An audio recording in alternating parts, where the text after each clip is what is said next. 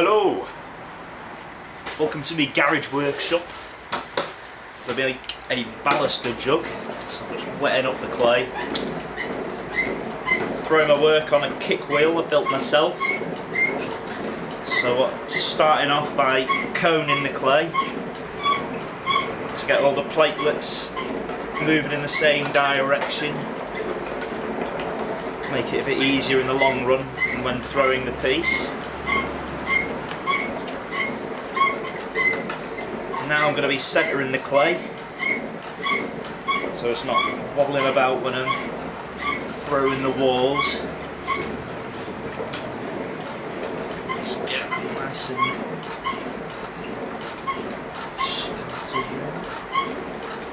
right, now I'm just going to be pushing my finger down to make the base. Measure the thickness of the base there. Good base size. Start to pull the base out a bit now. Now for the fun bit. Getting the walls lifted.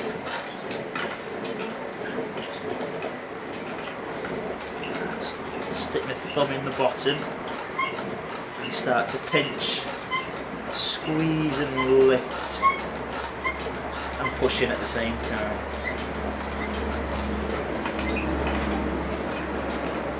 The baluster jug is a medieval form. It's inspired by the medieval baluster jugs.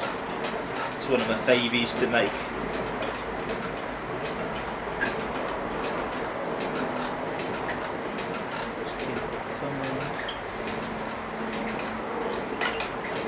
Still a bit of clay at the bottom I can squeeze up. Get plenty of water on there so the fingers don't catch and ruin it.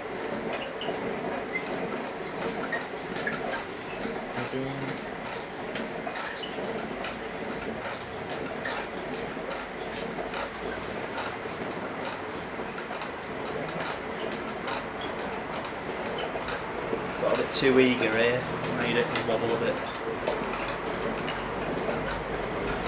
Sort that out with my health lottery card.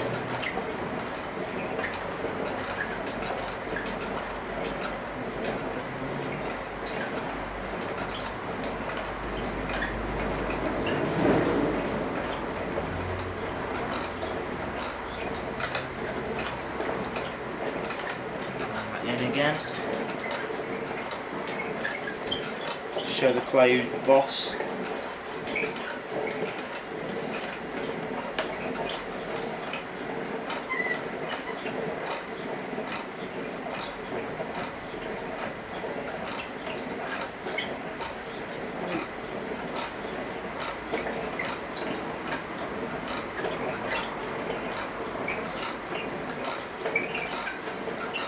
Truly messed this up.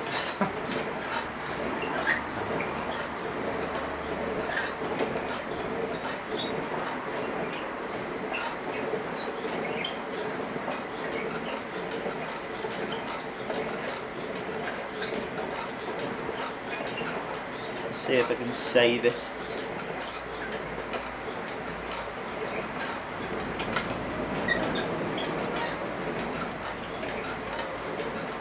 Showing off and trying to lift the clay up too quickly, and that's what's made all this wobbly down here.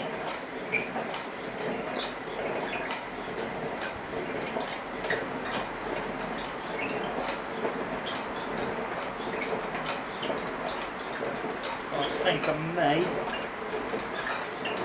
have saved it. Sponge on a stick.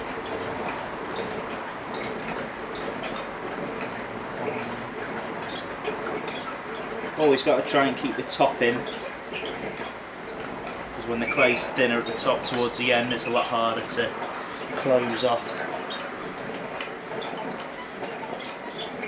Alright, time for shaping.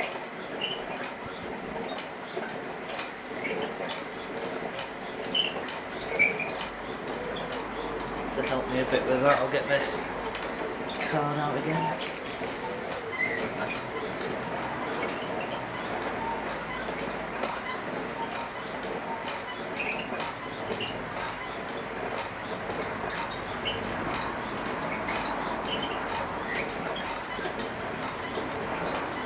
So once this is made, I'll have to leave it to dry out for a little bit until it's completely bone dry.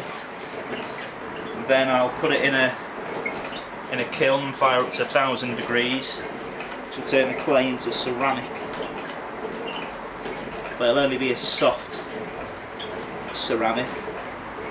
Still won't be very strong, but it'll be very porous. So when I'm glazing, because I mix the glaze up with water, it'll soak up all the water and make the glaze stick to the pot. And I'll fire it in the gloss firing up to 1300 degrees Celsius, and that will melt all of the glaze material and give it a nice sheen. Because I fire in a kiln using gas or propane gas and wood, and all the shelf props have salt residue from the old salt kiln that they used to be in. The salt is always there now in the atmosphere in the kiln, so when it's really hot it will react with the pot and create its own little glaze and special effects. Normally a nice little mother of pearl lustre, sometimes a bit of an orangey peel texture, but it's only a very small amount of salt actually going into the kiln at this point. I'm not chucking in 2 tons that you would normally in a normal salt firing.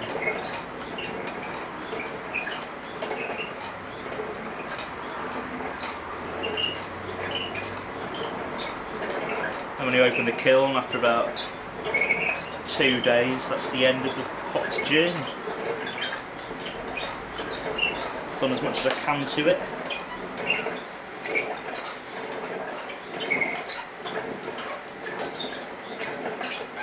And all that's left to do is for you to buy it.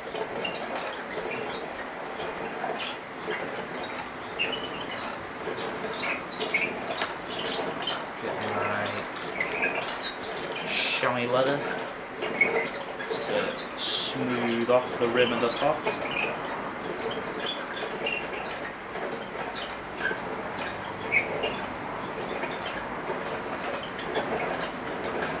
Normally spend quite a bit of time trying to get the lip right, but as I'm being filmed I'll hurry it up a bit. Get the rest of the water out of the bottom so it doesn't disintegrate in the drying process. Unfortunately in my garage, water likes to stick around for quite a while, and pots don't dry as quickly as I'm used to when I was at university. Right, so just sharpen the shape a little bit with my trimming tool.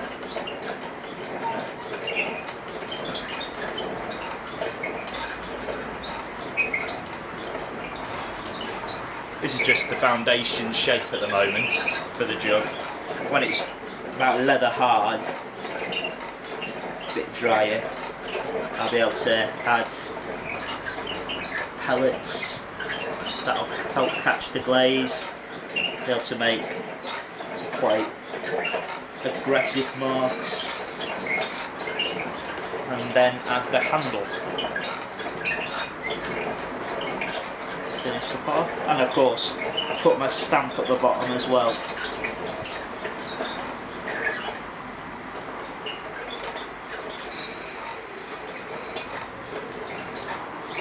I find the kick wheel is very good.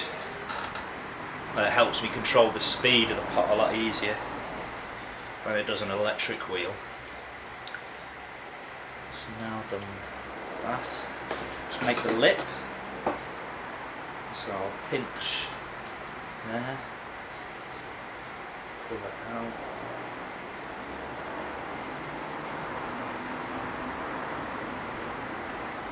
Finger in there.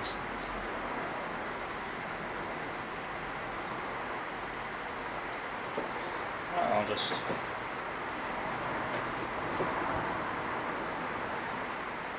bit prettier.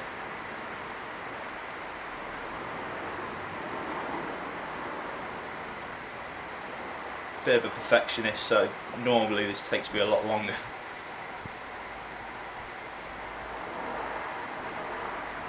It's quite good having a video on me. Speeds things up a bit. Right, so there's the lip. I'll just make a little groove in the bottom, so there's less turning to do at the later stage, because I turn the pots upside down before I handle it, and just create a bit of a foot. So I've got a little space to put a bit of glaze on the bottom, just to make it look lovely.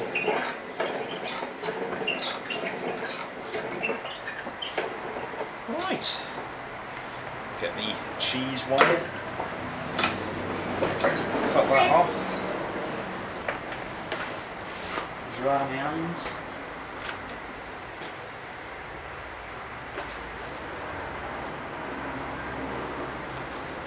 Get this bad boy up. Here we go.